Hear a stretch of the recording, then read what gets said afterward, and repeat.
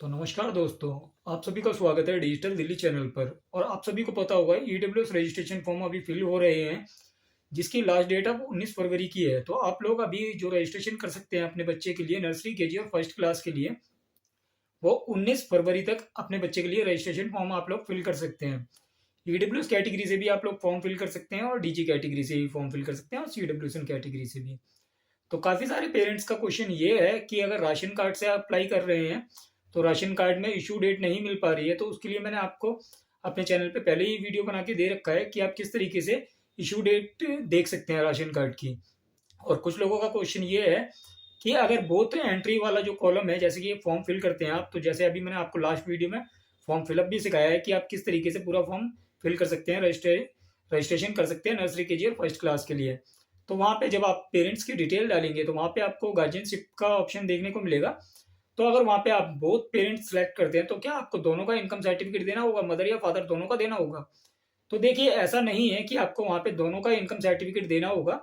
आपको income certificate की जरूरत सिर्फ उसी व्यक्ति की पड़ेगी, जैसे कि अगर आपने रजिस्ट्रेशन के टाइम पे जो इनकम सर्टिफिकेट नंबर डाला है या कास्ट सर्टिफिकेट का नंबर डाला है, वही सर्टिफिकेट आपको देना होगा। अब वो या तो आपका यहाँ पे आपने बच्चे का लगाया होगा अगर कास्ट सर्टिफिकेट है तो, या फादर का लगाया होगा। तो अगर आपने कास्ट सर्टिफिकेट लगाया तो आपको जो भी आपने कास्ट सर्टिफिकेट लगाया बच्चे का या फादर का, वही कास्ट सर्टिफिकेट देना होगा।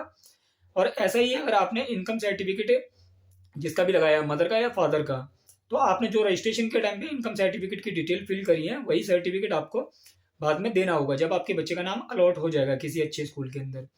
तो अलॉटमेंट की डेट क्या है? तो अलॉटमेंट की डेट ये है कि 5 तारीख को रिजल्ट आने वाला है ईडब्ल्यूएस कैटेगरी का। इस बार सीटें काफ़ी कम आ रही हैं, तो आप सभी लोगों को अच्छे तरीके से फॉर्म फिल करना है।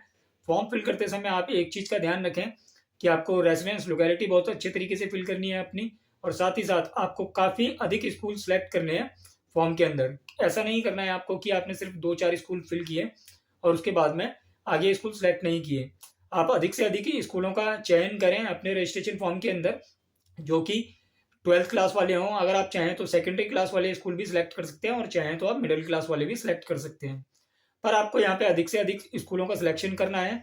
इसी के बाद में जैसी लिस्ट आती है, आपके बच्चे का नाम अलॉट हो जाएगा, तो आपको यहाँ पे क्या करना होगा आगे। तो आपके जो आपने रजिस्ट्रेशन के टाइम पे डिटेल दी है, जैसे कि आपने बच्चे के बर्थ के प्रूफ में आपने क्या डॉक्यूमेंट सेलेक्ट किया है, आपने रेसिडेंस डॉक्यूमेंट क्या सिलेक्ट किया है फॉर्म के अंदर, और आपने इनकम सर्टिफिकेट से अप्लाई किया है या डीजी कैटेगरी से अप्लाई किया है या राशन कार्ड से अप्लाई किया है, तो आपने जो भी डिटेल्स फॉर्म के अंदर फिल की होंगी वह सारे डॉक्यूमेंट लेके, और जो आपका रजिस्ट्रेशन फॉर्म होगा वो रजिस्ट्रेशन फॉर्म लेके, और साथ ही साथ जो आपके बच्चे का नाम आया होगा, तो एक जो स्लिप निकलती है किसी स्कूल के अंदर आपके बच्चे का नाम अलॉट हुआ है, तो वो अलॉटमेंट स्लिप लेके आपको इस बार सारे डॉक्यूमेंट लेके डीडी जोन जाना होगा, आपका director of education zonal office जाना होगा, क्योंकि आपकी वेरिफिकेशन इस बार स्कूल से नहीं होने वाली है।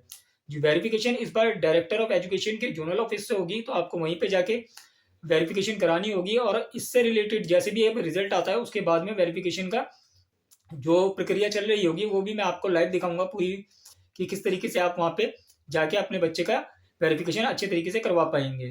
तो इससे रिलेटेड भी अगर आपको कोई दिक्कत आती है तो हमारे को कमेंट करके पूछ लें कि आप फॉर्म में किस तरीके से स्कूल सेलेक्ट करें, या आप रेसिडेंस लोकेलिटी में, अगर मान लीजिए काफ़ी सारे लोगों का कमेंट ये भी रहा वीडियो के अंदर कि जो जिस एरिया में वो रहते हैं उसके वहाँ से सब लोकेलिटी जो है वो आई नहीं रही है। तो अगर ऐसा आपके साथ हो रहा है तो आपको यहाँ पे भी कोई दिक्कत की बात नहीं है। आपका जो नियर बाय लोकेलिटी आ रही हो, आप वो नियर बाय लोकेलिटी सिलेक्ट करेंगे, उसके बाद में आप रजिस्ट्रेशन फॉर्म फिल कर पाएंगे। नियर बाय की लोकेलिटी ही आपको सिलेक्ट करनी है। और एक क्वेश्चन ये है लोगों का, जैसे कि मान लीजिए कि आपने फॉर्म फिल कर दिया है, तो फॉर्म फिल करने के बाद अगर आपके फॉर्म के अंदर कोई मिस्टेक हो गई है तो आप फॉर्म डिलीट नहीं कर पा रहे हैं। डिलीट के लिए जैसे आप डिटेल फिल कर रहे हैं और आप ओटीपी कोड डाल रहे हैं तो वहाँ पे डाटा नॉट फाउंड आ रहा है, तो आपको क्या करना चाहिए? तो देखिए, ये साइट का एरर है, यानी कि वेबसाइट में कुछ एरर है। तो आपको यहाँ पे एक बार दोबारा से फॉरगेट करना है, मतलब डिलीट के लिए रिक्वायर्ड डालनी है, आपके पास नया ओटीपी आ जाएगा। आप उस ओटीपी को डाल के डिलीट करें एप्लीकेशन, तो आसानी से आपकी एप्लीकेशन डिलीट हो जाएगी। इसमें कोई दिक्कत वाली बात नहीं है, आसानी से एप्लीकेशन डिलीट हो जाती है। और इससे भी अगर आपको मान लीजिए ऐसा करके नहीं हो रहा है कि आपका एक दो बार ओटीपी डालने के बाद भी नो डाटा फाउंड का ही एरर आ रहा है, तो आप इसे प्रक्रिया को रिपीट कर सकते हैं एक दो बार, क्योंकि वेबसाइट के अंदर एरर है, इसकी वजह से रजिस्ट्रेशन फॉर्म डिलीट नहीं हो पा रहा है, आप नई एंट्री नहीं कर पा रहे हैं। तो आप चाहें तो एक दो बार उसे रिपीट करके देख सकते हैं, इससे आसानी से आपका जो एप्लीकेशन फॉर्म होगा, जो मिस्टेक हो रखी होगी, वो डिलीट करके आप नए आवेदन कर पाएंगे।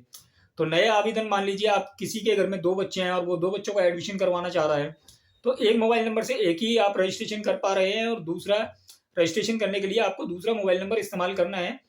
तो आशा करता हूँ दी गई जानकारी आपको अच्छी लगी हो। जानकारी अच्छी लगी है वीडियो लाइक करें, चैनल सब्सक्राइब करें, दोस्तों के साथ शेयर करें। धन्यवाद।